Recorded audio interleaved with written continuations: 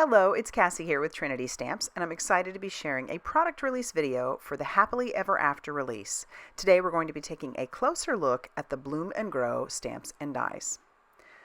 Bloom and Grow is a 5-piece stamp set. An adorable gnome in a watering can is the main focal image that measures 3.1 inches by 2.7 inches. Bloom and Grow's coordinating die set will cut out all 5 images in the coordinating stamp set. And isn't he adorable with all the little sentiments that you can cut out as well? And I have a sample to share with you. I watercolored our little gnome and I put him on a tag, and so he's ready to be added to a gift. Now let's take a closer look at what the rest of the design team has done for you. Be sure to check out all that Trinity Stamps has going on over on their blog, Facebook page, and Instagram for more crafty inspiration. Thanks for stopping by, and I hope you have a great day.